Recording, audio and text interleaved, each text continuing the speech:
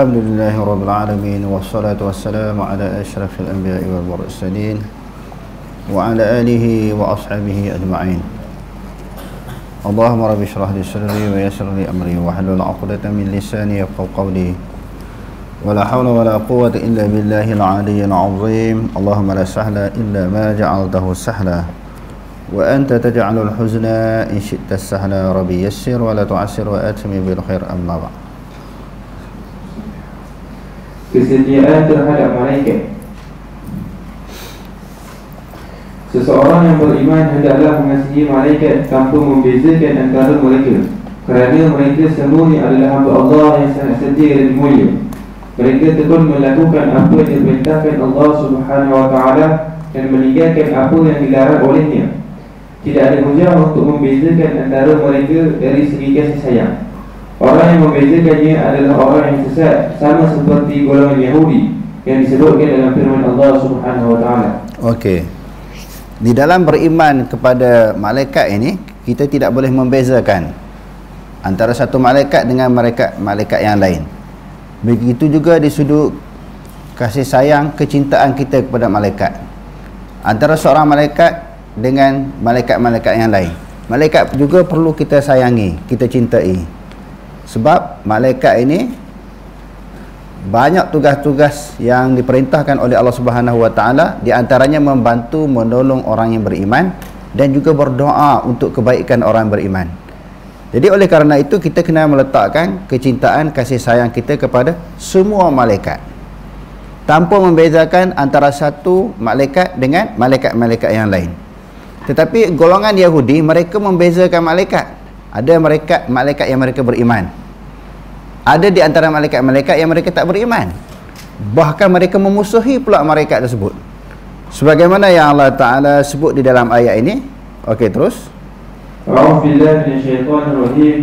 Qul man kana 'aduwwan li Jibril fa innahu nazzalahu 'ala qalbika bi idznillah musaddiqan lima bayna yadayhi wa hudan wa bushra lil mu'minin. Man kana 'aduwwan lillahi wa malaikatihi wa rusulihi wa Jibril wa Mikala fa innallaha 'aduwwun lil kafirin. Jadi dia kata Allah Ta'ala sebut, katakanlah oleh Muhammad, barang siapa yang memusuhi malaikat Jibril. Orang Yahudi dia marah malaikat Jibril ni. Kalau malaikat lain, Mikail dan juga malaikat-malaikat yang lain yang menurunkan hujan, yang memberi rezeki, dia beriman, dia percaya, dia boleh terima. Tetapi kepada malaikat Jibril dia tak boleh terima, tak beriman, bahkan mereka bermusuh dengan malaikat Jibril. Sebab tugas malaikat Jibril ni apa dia? Menurunkan wahyu. Di antara wahyu-wahyu yang diturunkan oleh malaikat Jibril itu adalah wahyu yang berkaitan dengan peperangan, menyuruh orang berperang. Banyak ayat-ayat Quran kan menceritakan kewajipan berperang bila sampai kepada peringkat fardu ain. Peperangan ini apabila tidak ada jalan lain, ikhtiar lain, setelah dimulakan dengan dakwah terlebih dahulu. Didakwah, dipujuk, dirayu, dibentangkan hujah, fakta, dalil, keterangan yang jelas. Lepas tu hasil daripada dakwah yang disampaikan, orang kafir tak boleh terima. Bukan sahaja dia tak boleh terima, dan dia bertindak balas dengan kekejaman, dengan kezaliman, dengan bermusuh dengan orang Islam dan memerangi orang Islam. Pada ketika itu diizinkan oleh Allah Subhanahu wa Ta'ala orang Islam ni berperang, sebagaimana yang Allah Ta'ala sebut dalam Quran di dalam suratul Hajj, uzina lilladzina yuqataluna bi annahum zulimu wa innallaha ala nasrihim laqadir. Diizinkan berperang bagi orang yang diperangi. Sebab itu kalau kita tengok dalam Al-Quran dan dihuraikan oleh ulama-ulama tafsir, bahawa peperangan, ayat tentang jihad dan peperangan tidak diturunkan oleh Allah Subhanahu wa Ta'ala di Mekah Al-Mukarramah. Berapa tahun Rasulullah duduk di Mekah? 13 tahun. Jadi disuruh menyampaikan akidah tauhid, memperkenalkan Allah sebagai Tuhan. Yang mereka syirik, menyekutukan Allah dengan sesuatu yang lain. Jadi ayat jihad tak ada, terang dulu. Walaupun orang tak terima, orang memusuhi, menentang, caci, maki dan sebagainya, berbagai-bagai halangan dan tindakan dilakukan kepada orang Islam, Allah Ta'ala tak turun ayat jihad. Cuba kita tengok dalam Quran. Suruh kuat iman dulu. Kuat iman, qiyamul lail. Kita tengok ayat-ayat makiyah. Sebab jihad ini satu perkara yang besar. Kalau tanpa iman, tanpa keyakinan kepada Allah, syurga, neraka, dosa, pahala, orang tak boleh nak berperang. Orang Mekah baru masuk Islam daripada jahiliah kan, masuk Islam. Mana boleh terus datangkan ayat tentang jihad supaya berperang orang kafir. Iman mereka pun masih lemah. Bukan kata nak berperang, nak tinggalkan arak judi pun menjadi perkara yang sukar bagi mereka. Baru masuk Islam nak suruh berhenti minum arak. Baru masuk Islam nak suruh berhenti main judi. Sebab itu peringkat pengharaman arak dan judi 3 kali Allah Ta'ala turun ayat kan, yang selalu kita baca tu. Mula-mula wa ismuhuma akbaru min naf'ihima. Boleh lagi minum arak, main judi. Lepas tu ya ayyuhalladzina amanu la taqrabus salata wa antum sukara hatta ta'lamu ma taqulun. Wahai orang beriman, dekat nak sembahyang jangan minum arak. Lepas sembahyang boleh minum. Lama tu baru turun ayat ya ayyuhalladzina amanu innamal khamru wal maisiru wal ansabu wal azlamu rijsun min amali syaitan fajtanibuhu la'allakum tuflihun. Ayat ni putus habis. Secara pasti, secara jazam, secara qat'i, dah orang Islam pun dah kuat iman dia melalui ibadat-ibadat kepada Allah, melalui doa dan takarrub kepada Allah, iman pun dah kuat sehingga mereka mampu melaksanakan apa yang disuruh, meninggalkan apa yang dilarang. Di antara apa yang dilarang, tinggal arak, tinggal judi, walaupun telah menjadi sebatian, telah menjadi darah daging mereka, yakni di zaman jahiliah dulu. 3 peringkat pengharaman arak. Sedangkan antara berhenti daripada minum arak, berhenti daripada bermain judi, mana lebih berat dengan kewajipan berperang? Sudah tentu kewajipan berperang tu lebih berat daripada menerima patuh dan akur tentang hukum arak dan judi, nak dibandingkan dengan patuh dan akur tentang kewajipan berperang. Berperang lebih besar sebab melibatkan nyawa, harta benda, kecederaan, kematian. Dan Allah Ta'ala sebut dalam Al-Quran surah Al-Baqarah juzuk yang kedua, kutiba alaikumul qital wa huwa kurruhul lakum wa asa an takrahu syai'an wa huwa khairul lakum wa asa an tuhibbu syai'an wa huwa syarrul lakum wallahu ya'lamu wa antum la ta'lamun. Diwajibkan kepada kamu berperang, padahal peperangan itu suatu perkara yang kamu tak suka. Boleh jadi apa yang kamu tak suka, kata Allah, lebih baik bagi kamu.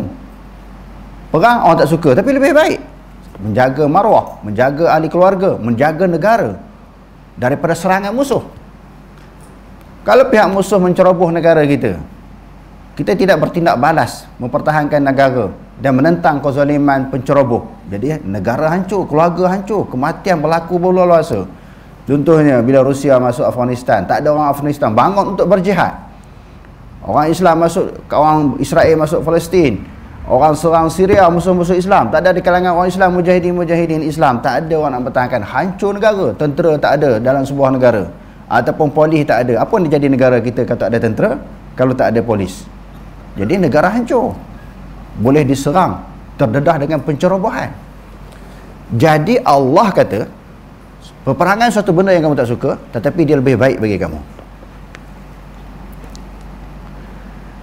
Sebahagian daripada ayat-ayat Quran yang diturunkan oleh Allah kepada malaikat Jibril, ayat peperangan. Jadi orang Yahudi tak boleh terima ayat peperangan, ajak orang berbalah je.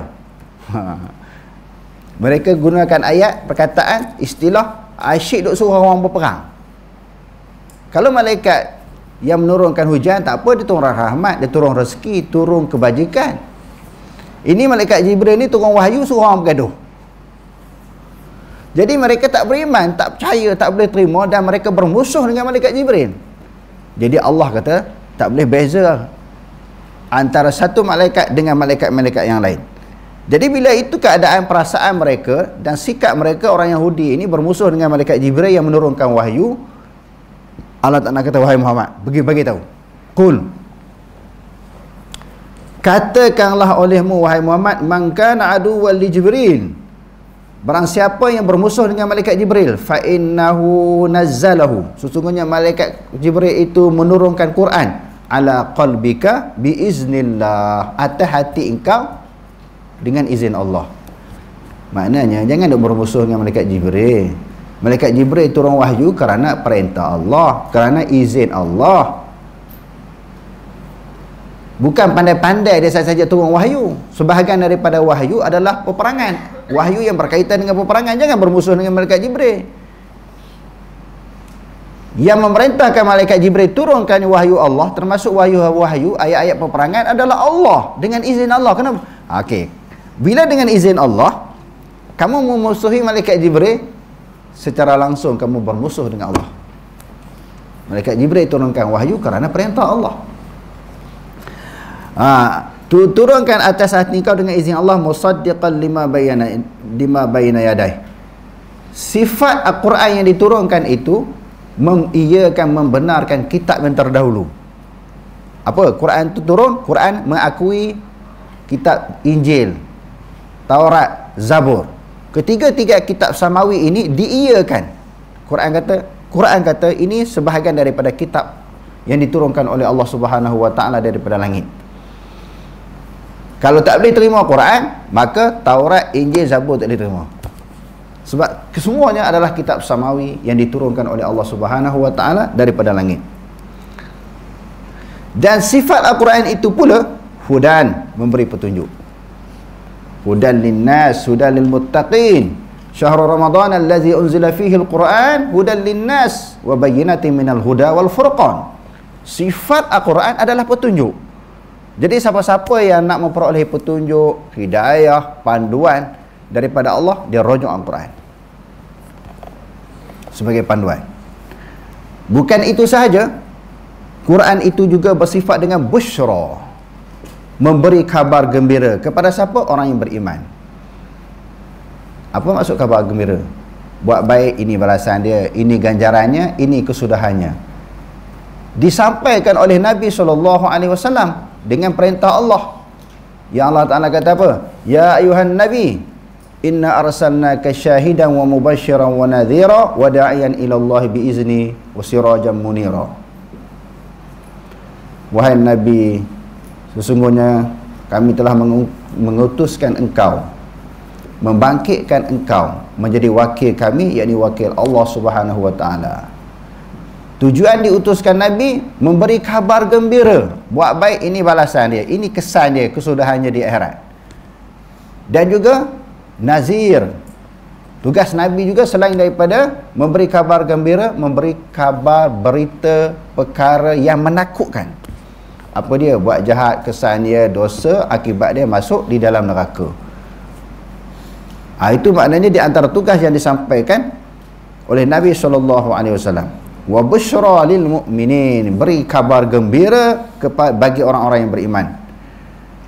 Man kana aduwwan lillah. Jadi tadi kita sebut kalau beriman memusuhi malaikat Jibril, maka dia bermusuh dengan Allah.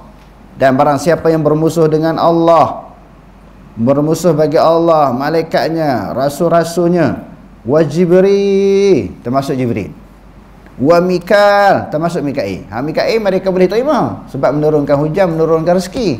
Yang tak boleh terima ni malaikat Jibril, turun wahyu. Sebahagian daripada wahyu adalah mengajak manusia berperang. Fa innallaha aduwwul lil kafirin, maka sesungguhnya Allah Taala bermusuh dengan orang kafir. Bila bermusuh dengan malaikat, maka dia jadi kafir. Tak beriman kepada malaikat, dia jadi kafir. Contohnya rukun iman yang 6, yang lain dia terima. Keimanan kepada malaikat saja dia tak terima. Kepada Allah dia terima, beriman kepada Allah, kepada Rasul, kepada kitab, hari kiamat, qada, semua dia boleh terima. Cuma tak beriman kepada malaikat. Tak beriman dengan malaikat ni bukan keseluruhan malaikat dia tolak. Seorang malaikat saja dia tolak, tak dikira tak beriman juga. Sebagaimana orang-orang Yahudi. Okey, terus. Orang Yahudi bersikap dalam dua muka.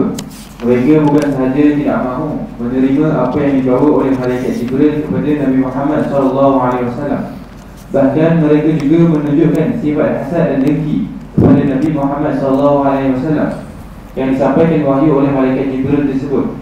Bagi mereka, jika wahyu tersebut diturunkan oleh malaikat Mikail, mereka akan menerimanya.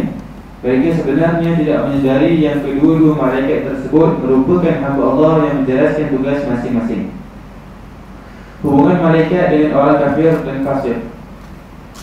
Para malaikat tidak menyukai orang kafir, zalim dan juga fasik. Bahkan mereka memerangi dan menggoncangkan pendirian orang-orang kafir ketika orang-orang kafir itu memerangi orang-orang Islam, seperti mana yang berlaku dalam peperangan Badar dan Ahzab. Jadi para malaikat ini dia bermusuh dengan orang kafir, orang fasik, juga orang zalim. Sebab apa? Sebab golongan fasik zalim ni juga adalah musuh Allah dan musuh orang beriman. Oleh kerana itu mereka memusuhi golongan ini. Okey, terus apabila sesuatu kelompok masyarakat yang diutuskan seorang rasul, mereka menolak dan mendustakan dakwah dan risalah yang dibawa oleh rasul tersebut, maka Allah Subhanahu wa taala menurunkan azabnya ke atas masyarakat tersebut. Kadang-kadang Allah memerintahkan seorang malaikat bagi melaksanakan tugas menurunkan azab tersebut. Jadi kalau zaman Nabi Nuh dulu, para nabi yang terdahulu dan juga rasul-rasul yang terdahulu, sebelum kebangkitan Nabi Muhammad SAW, bila kaum mereka menentang, bermusuh, menolak dakwah yang disampaikan oleh para rasul mereka dan nabi mereka, Allah Subhanahu wa taala mendatangkan azab serta merta. Sebelum kiamat lagi. Macam Nabi Musa kan, Allah Ta'ala datangkan ribut petir, datang ke petir, sambar pemimpin mereka yang degil, mati. Kaum Ad, kaum Samud, yang Allah Ta'ala datangkan hujan ribut selama seminggu. Sakharaha alaihim sab'a layani wa thamaniyata ayyamin husuma. Hujan ribut seminggu, hancur lebuh habis, benih pun tak tinggal. Tengok, itu antara akibat kesan daripada derhaka mereka, menentang mereka terhadap rasul yang diutuskan. Tapi umat Nabi Muhammad SAW, Allah Ta'ala sayang. Buat salah macam mana pun Allah Ta'ala bagi peluang, bagi tempoh, bagi masa yang panjang untuk insaf, bertaubat, kembali kepada Allah. Umat Nabi Muhammad juga, orang kafir dalam zaman Nabi, cabar Nabi supaya berdoa kepada Allah Ta'ala. Kalau agama yang kamu bawa ni betul, doalah kepada Allah supaya kami didatangkan musibah, bala, didatangkan hujan batu daripada langit. Wa idh qalu Allahumma in kana hadha huwal haqqu min 'indika fa'amtir 'alaina hijaratan minas sama' aw i'tina bi'adzabin alim. Kalau betul apa yang kamu bawa ini benar, datang daripada Allah Ta'ala, doalah kepada Allah supaya kami ditimpa hujan batu daripada langit ataupun azab yang pedih. Wa ma kana Allahu mu'azibahum wa anta fihim wa ma kana Allahu mu'azibahum wa hum yastaghfirun. Allah Ta'ala tak azab selama mana ada orang duk berdoa, orang sembahyang. Dan kesian kepada Nabi SAW, Nabi akan sedih, kecewa umat dia dihancurkan oleh Allah. Nabi sedih sebab Nabi dia banyak fikir umat daripada kepentingan dia sendiri. Banyak dalam hati dia sedih membayangkan keadaan suasana yang berlaku kepada umat. Jadi Allah Ta'ala tahu itu perasaan yang akan timbul dalam hati Nabi. Bila Allah Ta'ala hancurkan umat dia, azab umat dia, Nabi akan sedih. Allah Ta'ala tangguh di akhirat besok, bagi peluang, bagi masa yang panjang untuk bertaubat, untuk kembali kepada Allah. Okey, terus firman Allah Subhanahu wa taala, "Walamma ja'at rusuluna lutan si'a bihim wa dhaqa bihim dhar'an wa qala hadha yawmun 'asib. وجاءه قومه يهرعون إليه ومن قبل كانوا يعملون السيئات قال يا قوم هؤلاء بناتي هن أطهر لكم فاتقوا الله ولا تخزوني في ضيفي أليس منكم رجل رشيد قالوا لقد علمت ما لنا في بناتك من حق وإنك لتعلم ما نريد قال لو أن لي بكم قوة أو آوي إلى ركن شديد قالوا يا لوط إنا رسل ربك لن يصلوا إليك فأسر بأهلك بقطع من الليل ولا يلتفت منكم أحد إلا امرأتك إنه مصيبها ما أصابهم إن موعدهم الصبح أليس الصبح بقريب فلما جاء أمرنا جعلنا عاليها سافلها وأمطرنا عليها حجارة من سجيل منضود مسومة عند ربك وما هي من الظالمين ببعيد. Okey. Ini ayat ini mengisahkan tentang malaikat yang diutuskan oleh Allah Subhanahu wa taala menghancurkan kaum Nabi Lut alaihi salam. Yang mereka buat hubungan lelaki sama lelaki tu kan. Sebelum malaikat datang bertemu dengan Nabi Lut, malaikat pergi jumpa siapa? Yang kita baca Quran ayat sebelum ni. Nabi Ibrahim. Dia pergi ziarah Nabi Ibrahim. Tujuan apa dia pergi ziarah Nabi Ibrahim? Dia nak bagi tahu apa? Jadi kita kena ingat, wa yaf'aluna ma yu'marun. Malaikat ni bukan dia pergi sesuatu tempat, dia berjumpa seseorang, iaitu Nabi, dia jumpa mana-mana Nabi, mesti dia ada tujuan. Dia ada maksud sebab apa dia pergi. Ingat tak lagi cerita dia? Nak bagi tahu khabar gembira kepada Nabi Ibrahim bahawa isteri Nabi Ibrahim akan melahirkan anak di dalam usia yang tua. Dalam Quran sebut, aku mari ni nak buat berita gembira ni. Kamu akan dapat anak, isteri kamu akan melahirkan anak. Isteri dia jadi fadhahikat, malu, dah tua. Orang tua boleh melahirkan anak kan. Oh, dia jadi macam malu, macam terpegun, tercengang, dipanggil apa? Terpaku. Terlalu seronok. Apa yang disebut oleh malaikat mesti betul. Dia pun boleh mengandung lagi dalam keadaan usia yang tua. Yang malaikat yang apa dia, Nabi Ibrahim sembelih anak lembu, dipanggang, dihidangkan kepada malaikat. Malaikat tak sentuh pun. Malaikat mana makan, mana minum. Lalu malaikat Jibril, malaikat ni pergi, Jibril ni apa dia, pergilah jumpa dengan Nabi Lut. Sebab kaum Nabi Lut ni dia melakukan maksiat, berhubung antara lelaki sama lelaki. Lalu Allah Ta'ala sebut dalam ayat ini, walamma ja'at rusuluna, bila telah datanglah oleh pesuruh kami, pesuruh kami, Lutan akan Nabi Lut. Lutan akan Nabi Lut, si abihim, Nabi Lut susah hati. Nabi Lut susah hati dengan kedatangan malaikat. Sebab apa susah hati? Sebab malaikat ni kan cantik, lawa, comel. Jadi kaum Nabi Lut kan duk perhati, dia suka lelaki sama lelaki kan. Jadi susah hati, takut diceroboh oleh kaum Nabi Lut. Akan diganggu oleh kaum Nabi Lut. Dia mari susah hati, mari cemas. Wa dhaqa bihim zar'a. Lalu dia rasa dengan kehadiran malaikat tu, hati dia jadi sempit dada, dia panggil. Sempit dada tu bila susah hati. Kita pun kalau susah hati, ada masalah, dia akan mari sempit dada. Nabi Lut ni pun sempit dada lah dengan malaikat mari di kampung dia. Dibimbang kaum lelaki yang duduk di kampung dia akan mencerobohi malaikat. Wa qala hadha yaumun asib. Yang dia kata ini hari yang asib, hari yang sangat cemas. Hari ini hari yang sangat cemas. Cemas sungguh lah. Dia tahu dah malaikat ni akan melakukan apa dia akan melakukan tindakan. Dia akan menunjukkan kemurkaan, dia akan mendatangkan kemusnahan kepada penduduk kaum itu kerana melakukan maksiat. Hari ini adalah merupakan hari yang sangat cemas. Waja'ahu qaumuhu. Lalu telah datanglah akan Nabi Lut oleh kaumnya. Yuhra'una ilahi, mereka meluru pergi kepadanya, kepadanya Nabi Lut.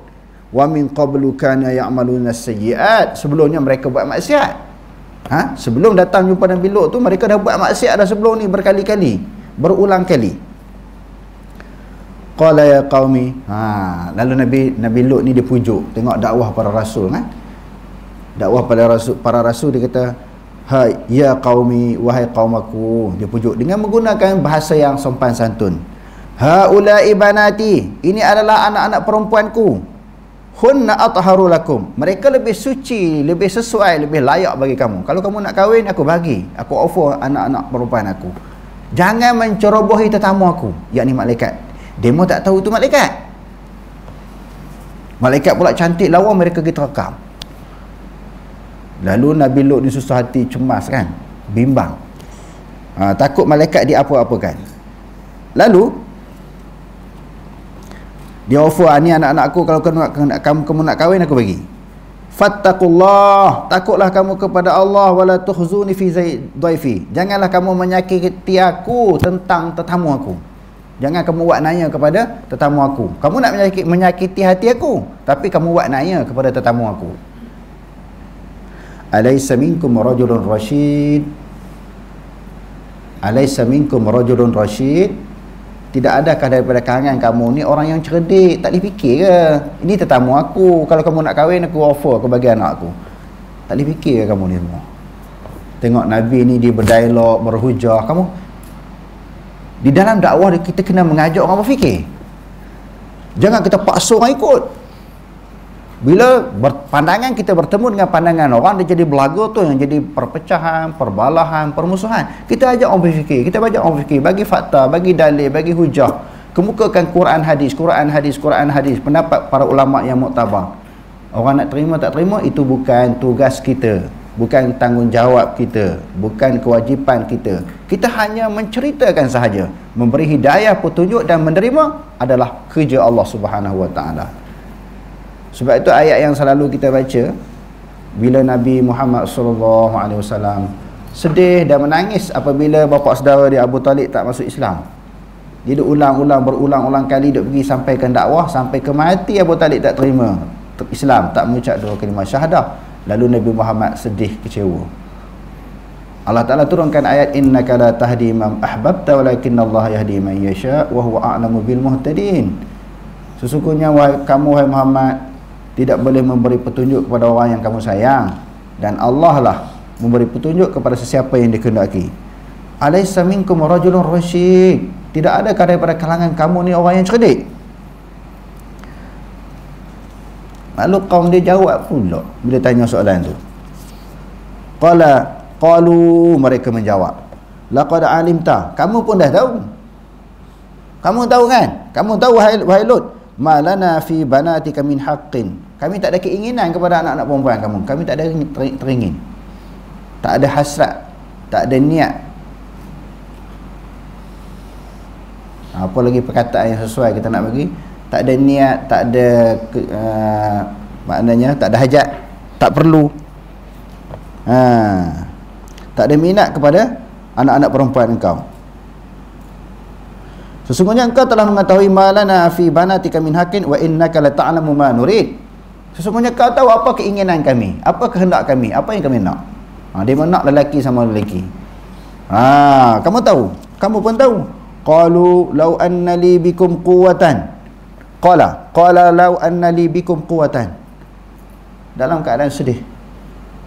Di dalam keadaan sedih, Nabi Lut kata, kalau aku ada kekuatan untuk menghalang kehendak kamu, au awi ila ruknin syadid, ataupun aku bergantung kepada tiang yang kuat. Maknanya aku ada orang yang melindungi aku, dia tak ada kekuatan, pengikut dia tak ramai. Kalau aku ada kekuatan untuk menolak kejahatan kamu, aku akan tolak.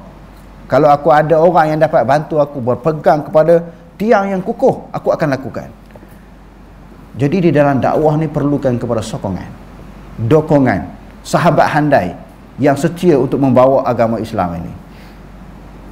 Sebab itu Nabi SAW bersabda, ma min nabiyyin ba'athahu Allahu min qabli illa kana ma'ahu hawariyun wal ashab. Tidak ada mana-mana nabi yang diutuskan oleh Allah Subhanahu Wa Taala sebelum aku, melainkan disertakan bersama mereka pengikut-pengikut yang setia, sahabat-sahabat handai yang setia.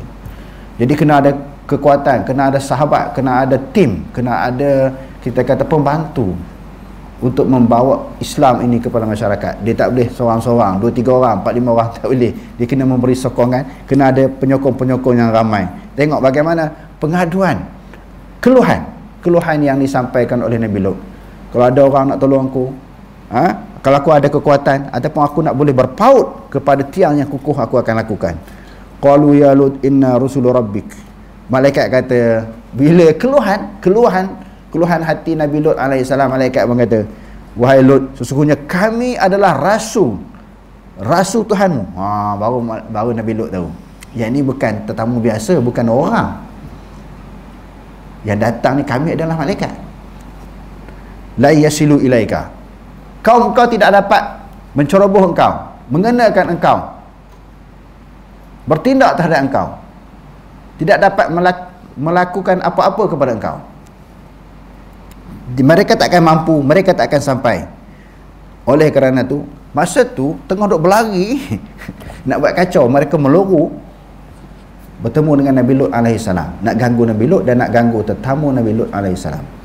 Fa asri bi ahlika, kamu berjalanlah dengan keluarga engkau bi qata'in minal lail, sebahagian daripada malam. Malam ni kamu lari. Malaikat cadangkan dan arahkan supaya Nabi Lut ni keluar di waktu malam. Wala yaltafit minkum ahadun, lepas pergi tu jangan paling ke belakang. Bila berjalan tu di waktu malam lari, kamu jangan toleh ke belakang, jangan berpaling. Illa mar'atak, yang kecuali isteri kamu. Isteri kamu akan berpaling.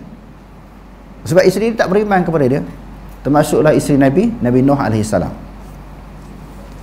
Innahu musibah, sesungguhnya akan menimpa isteri engkau ma asabahum, apa yang ditimpa oleh kaum engkau. Isteri kamu akan mengalami nasib yang sama sebagaimana kaum kamu, akan diazab oleh Allah, akan disiksa oleh Allah. Inna mau'idahumus subh, inna mau'idahumus subhu, sesungguhnya janji mereka di waktu subuh. Allah Ta'ala nak hancurkan kaum Nabi Lut ini di waktu subuh. Alaisa subuhu biqarib, adakah tidak waktu subuh itu hampir? Malam dengan subuh dekat ke lambat? Dekat je. Malam kamu lari dulu, tapi jangan paling ke belakang. Yang akan berpaling isteri kamu sahaja. Isteri kamu akan menimpa apa yang akan ditimpa kepada kaum kamu. Janji itu di waktu subuh, dan subuh itu adakah tidak subuh itu dekat, hampir waktunya.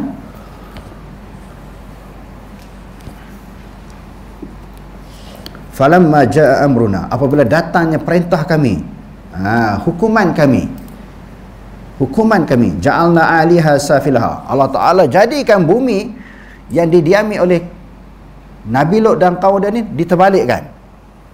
Yang dia bawa dilingkupkan macam tu. Diterbalikkan. Kalau ada semua mati seorang pun tak tinggal. Hak tak lari yang tak mengikut Nabi Lut AS semua mati, termasuk isteri dia. Wa amtarna alaihim, bukan sahaja dibalikkan, ditimpakan kepada mereka kaum Nabi Lut dan isterinya hijaratan min sijjin, batu itu yang diambil daripada tanah yang dibakar. Mungkin budak-budak pelajar ni tak tahu bagaimana kedudukan tanah tu, tanah liat kalau kita bakar dia jadi apa. Semua tak tahu kan? Kami kecil-kecil dulu main lastik borongnya, kadang-kadang bergaduh pun kita guna lastik. Nak beli guli mahal, kadang-kadang main guli pun dengan menggunakan batu liat yang dibakar. Rupanya ni satu ilmu nak bagi tahu kepada orang yang tak pernah main lastik. Itu lastik borong, lastik buah-buahan kan, kita guna lastik. Nak beli apa dia guli sebagai peluru mahal, duit pun tak ada. Kita gelitir, dia panggil, kita uli-uli besar-besar buah guli tu, kita bakar batu tu, tanah. Bila kita bakar, dia jadi keras macam batu. Kita lastik kat dinding, simen batu tak pecah, keras, kekuatan keras dia macam batu. Jadi nak bagi tahu sifat tanah yang dibakar. Jadi batu itu hasil daripada tanah yang dibakar, mamdud, didatang secara bertubi-tubi. Batu daripada hasil tanah yang dibakar itu jatuh menimpa-nimpa bertubi-tubi kepada kaum Nabi Lut dan juga isteri dia. Timpa daripada langit, jarak tinggi ke dekat rendah tu. Jarak yang dekat pun tuju kepala kita, benjoy bengkok ni daripada atas tinggi. Macam mana? Menimpa secara bertubi-tubi, musawwamatan, yang diberi nama inda rabbika, di sisi Tuhan kau, wa ma hiya minaz zalimin bi ba'id, dan batu-batu tadi tidaklah daripada orang yang zalim itu jauh. Dia kena tu memang kena tepat, yang dapat memusnahkan kaum Nabi Lut dan juga isteri dia sendiri. Ini di antara bentuk hukuman yang Allah timpakan kepada kaum Nabi yang terdahulu. Macam-macam ni, datang ribut petirnya, datang taufannya, banjir kilatnya, batu yang dibakar, macam-macam. Sebab Allah Ta'ala ni dia nak memusnahkan manusia, yakni musuh-musuh dia, dengan berbagai-bagai cara, berbagai-bagai keadaan, kerana semua dalam alam dan dunia ini adalah tentera Allah. Walillahi junudus samawati wal ard. Bagi Allah Ta'ala itu tentera langit dan bumi. Kalau kita tengok dalam Al-Quran, Allah Ta'ala nak kenakan, nak azabkan Firaun, dia datang ke apa dia? Dhafadi'a, katak, jarad, belalang, batu darah, macam-macam kan? Semuanya jadi tentera Allah untuk memusuhkan, untuk menjadi apa dia? Tentera Allah yang dijadikan sebagai tentera untuk memusnahkan musuh-musuh Allah. Okey, terus. Malaikat juga melaknat orang kafir. Firman Allah Subhanahu wa taala, a'udzubillahi minasyaitonir rajim. Kaifa yahdillahu qauman kafaru ba'da imanihim wa shahidu anna rasula haqqun wa ja'ahumul bayyinat wallahu la yahdil qaumadh dhalimin. Ulaika jazaohum anna 'alaihim la'natullahi wal malaikati wan nasi ajma'in.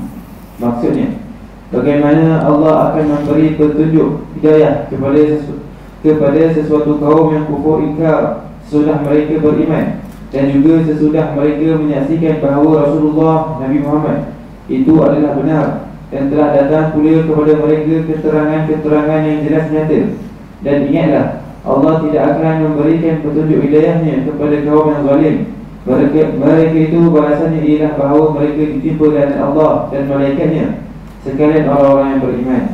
Jadi bila Allah Ta'ala tanya, bagaimana Allah Ta'ala boleh memberi petunjuk kepada orang kafir setelah beriman? Beriman, maknanya di kafir setelah dia beriman. Dia beriman pun jadi kafir pula. Ada di kalangan manusia macam tu. Yang Allah Ta'ala kata, innal ladzina amanu summa kafaru summa amanu summa kafaru summa zdadu kufra. Ada di kalangan manusia ni sekejap kafir, sekejap Islam, kafir Islam, lepas tu berterusan di dalam keadaan kafir. Jadi macam mana Allah Ta'ala nak bagi petunjuk? Dia mempersenda-sendakan agama Islam. Bila kita masuk di dalam agama Islam, diperintahkan supaya beristiqamah. Masuk saja Islam, sampai kiamat kena beristiqamah, tetap di atas dasar iman dan Islam. Ya ayyuhalladzina amanu taqullaha haqqa tuqatih wa la tamutunna illa wa antum muslimun. Berahai orang yang beriman, takutlah kepada Allah Ta'ala dengan sebenar-benar takut. Jangan sekali-kali mati melainkan dalam keadaan kamu Islam. Maknanya bila hari pertama dia masuk Islam, berterusan sampai ke mati, istiqamah di atas dasar iman dan juga Islam. Okey, terus. Malaikat juga melaknat orang-orang yang melakukan dosa tertentu. Misalnya, mereka melaknat orang-orang yang mencaci dan mencela para sahabat Rasulullah SAW. Dalam hadis riwayat Ibnu Abbas radhiyallahu anhu menjelaskan, Rasulullah SAW bersabda, "Man sabba ashabi fa'alaihi la'natullahi wal malaikati wan nasi ajma'in." Maksudnya, sesiapa yang mencaci para sahabatku, ke atasnya laknat Allah, malaikat dan manusia seluruhnya. Sehubungan dengan itu, tidak boleh mencela para sahabat meskipun mereka melakukan kesalahan. Jadi kita tengok sini, mana-mana sahabat ni kita tak boleh caci, tak boleh cela. Walaupun kita nampak di sudut zahir ada salah, memang ada salah lah. Sebab sahabat manusia dia bukan malaikat. Sahabat manusia dia bukan malaikat. Sudah tentu ada salah silap. Jadi bila berlaku kesilapan yang diketahui oleh kita, sebagai yang dilakukan oleh para sahabat ini, kita diajar apa dia dalam Quran supaya minta ampun kepada Allah, kepada orang-orang yang beriman yang terdahulu sebelum daripada kita. Dan yang kedua, pegangan dan juga i'tiqad Ahlussunnah wal Jamaah, kita tidak boleh menyebelahi mana-mana sahabat apabila ada di kalangan mereka bertelingkah berbalah di antara satu sama lain. Kita tak boleh turut campur di dalam urusan krisis daripada kalangan sahabat. Contohnya kita kata Sayyidina Ali pernah berperang dengan Muawiyah, Sayyidina Muawiyah radhiyallahu anhu. Siti Aisyah radhiyallahu anha, isteri Nabi, pernah berperang dengan Sayyidina Ali, menantu Nabi di dalam peperangan Jamal. Tak boleh kita kata Aisyah betul, Ali salah, ataupun Ali betul, Aisyah salah. Ali betul, Muawiyah salah. Tak boleh. Sebab ini adalah ijtihad. Apatah lagi kita nak mengutuk, mencaci para sahabat sebagaimana yang dilakukan oleh pokok Syiah. Mereka kutuk Muawiyah kerana lawan berperang dengan Sayyidina Ali. Sayyidina Ali kan menantu Rasulullah, sepupu Rasulullah. Mereka bermusuh dengan Muawiyah. Sebab tu kita buku-buku, kitab-kitab yang ditulis oleh orang Syiah ni, dulu pun kita belajar macam tu masa kita belajar di sekolah dulu. Bagaimana jahatnya digambarkan bagaimana jahatnya Muawiyah kerana berperang dengan Sayyidina Ali. Ini semua tulisan-tulisan Syiah ataupun orang Islam yang terpengaruh dengan pemikiran Syiah. Ni ya, mereka bermusuh dengan para sahabat. Jadi antara tugas malaikat melaknat mana-mana orang yang memusuhi dan membenci para sahabat. Okey, terus. Kerana jasa mereka amat besar dalam menegakkan Islam bersama dengan Rasulullah SAW. Orang Islam juga tidak boleh memperkecilkan mereka meskipun mereka tidak maksum dan melakukan kesilapan. Kelebihan mereka berada bersama dengan Rasulullah SAW mengatasi kesalahan mereka. Oleh kerana itu, ketika Abdullah bin Abu Bakar ditanya tentang perbezaan antara Muawiyah bin Abu Sufyan yang memerangi Sayyidina Ali bin Abi Thalib dengan Khalifah Umar bin Abdul Aziz, seorang Khalifah Bani Umayyah yang adil, beliau dengan tegas menyatakan debu-debu yang berada dalam lubang hidung kuda Muawiyah lebih afdal daripada batang tubuh Umar bin Abdul Aziz. Malaikat melaknat orang-orang yang mengacukan senjatanya kepada sesama saudara se-Islam. Dalam hadis riwayat Abu Hurairah radhiyallahu anhu menjelaskan, Rasulullah SAW bersabda, "Man asyara ila akhihi bihadidatin fa innal malaikata tal'anu hatta yad'ahu wa in kana akhahu li abihi wa ummihi." Sebahagian daripada tukang malaikat melaknat, mengutuk seseorang Islam yang acu senjata ke kawan. Acu apa, pistol ke, gurau je, bukan nak buat betul, bukan nak tembak betul. Saat pistol ke, kita senapang ke, pisau ke, besi tajam ke, tunjuk ni, nampak ni, pensil ke, pensil pen, ni pelajar guna pensil yang tajam, kayu yang tajam, acu kat kawan, dia laknat. Ingat boleh mencederakan, mungkin bergurau, mungkin kalau kita kata acu je bukan nak tikam betul, bila dirasuk oleh syaitan dia jadi betul. Sebab tu kesannya. Sebab tu malaikat ni dalam hadis sebut sebahagian tugas malaikat laknat orang duk acu senjata kepada saudara dia. Walaupun saudara-saudara itu seibu sebapa ataupun saudara yang lain. Kalau saudara yang lain pun dianggap saudara kita juga sebab innamal mu'minuna ikhwatun. Jadi tindakan ini perlu diambil berat perhatian. Mengacu sesuatu benda yang tajam kepada sesama muslim. Dilaknat oleh para malaikat. Okey, terus. Malaikat juga melaknat perempuan yang tidak memenuhi ajakan suaminya, sedangkan dia sendiri tidak ada sebarang aral untuk memenuhi ajakan tersebut. Dalam hadis riwayat Abu Hurairah radhiyallahu anhu menjelaskan, Rasulullah SAW bersabda, "Idza da'a rajulun ra'atahu ila firashi falam ta'tihi fabata ghadbana 'alayha la'anatha al-malaikatu hatta tusbiha." Maksudnya, apabila seseorang lelaki yang mengajak isterinya untuk bersama melakukan persetubuhan, tetapi isterinya itu enggan menyahut ajakan tersebut, sehingga suaminya tidur malam dalam keadaan marah, isterinya itu dilaknat oleh malaikat sehingga ke pagi. Malaikat melaknat orang yang menyiksa binatang. Dalam hadis riwayat menjelaskan, Rasulullah SAW bersabda, "Man mathala bihayawanin fa'alaihi la'natullah wal malaikati wan nas ajma'in." Maksudnya, sesiapa yang mencincang binatang, ke atasnya laknat Allah, malaikat dan juga seluruh manusia. Malaikat juga melaknat orang-orang yang menjual sesuatu barang yang cacat, yang menyembunyikan kecacatan barangannya itu. Jadi maknanya bagi penjual jual barang, dia kena ceritalah aib, kecacatan yang ada kepada produk, kepada benda jualan dia tu. Sebab tu kita belajar dalam fiqh dan juga dalam hadis, dia ada 3 khiyar kan. Khiyar majlis, khiyar aib, khiyar syarat kan. Semua untuk memberi kepuasan, untuk memberi keadilan kepada pengguna. Sekarang ni dia ada tarikh luput kan.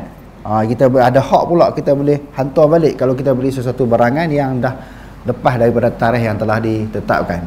Kerana di sana boleh berlaku kemusnahan, kerosakan kepada barang tersebut. Jadi malaikat ini biasa sangat banyak berlaku kepada peniaga-peniaga. dia duk tipu, dia tutup, dia lindungi, dia sembunyikan aib yang ada kepada produk dia. Yang dia duk wawakan, dia duk cerita benda elok je. Kadang-kadang suatu produk kan, pemakanan ke ataupun minuman untuk mengubat sesuatu penyakit dengan suatu jenis produk dia tu, kopi ke teh kan, dapat menghilangkan kencing manis, darah tinggi, gout, stroke, jantung, pebuah pinggang. Ubat hospital pun tak ada senarai macam tu. Satu sakit satu ubat. Satu sakit satu ubat, satu sakit satu ubat. Ini satu jenis ubatan ataupun produk ni boleh menyembuh 10 penyakit. Kan tak tipu tu. Bukan ada kajian pun. Tak ada kajian, asal dia buat andaian dia sendiri je. Tu jaga. Ingat tu, orang-orang duduk menjaga ni banyak kadang-kadang orang agama tu. Lepas tu nak pergi laris lagi, angkat gambar jual kopi ke teh ke, angkat gambar orang duk berdoa. Ambil lah gambar mana-mana Tok Guru kan, tak kat depan tu label kopi dia tu kan, kopi ke teh dia, tengah orang duk doa ni. Senarai bawah tu macam-macam penyakit boleh sembuh. Jadi ada kajian ke? Tak ada kajian, pakai ikut hentam ikut dan, kita pun mudah percaya. Bila orang nak jual produk-produk macam ni, kita mudah percaya. Jadi kita dia kena buat kajian produk dia itu memberi kesan apa. Mungkin ada kebaikan di sana juga, mungkin ada kesan sampingan. Kalau ubat-ubat kita kata hak doktor ni dia sebut, dia tak lindung benda tu. Jadi jangan lindung aib yang ada kepada barang yang kita jual. Okey, terus dalam hadis riwayat Wasilah bin Al-Asqa radhiyallahu anhu menjelaskan, Rasulullah sallallahu alaihi wasallam bersabda, "Man ba'a 'aiban lam yubayyinhu lam yazal fi maqdillahi wa lam tazalil malaikatu tal'anhu." Maksudnya, sesiapa yang menjual suatu barangan yang cacat dan tidak memberitahu kecacatannya itu kepada pembeli, dia sentiasa berada dalam kemurkaan Allah dan malaikat sentiasa melaknatnya. Wallahu a'lam. Aqulu qawli hadza wa astaghfirullah al-azim wa lakum. Wassalamualaikum warahmatullahi wabarakatuh. Macam biasa tuan-tuan, ada disediakan sedikit minuman dan juga makanan di dewan kuliah kita.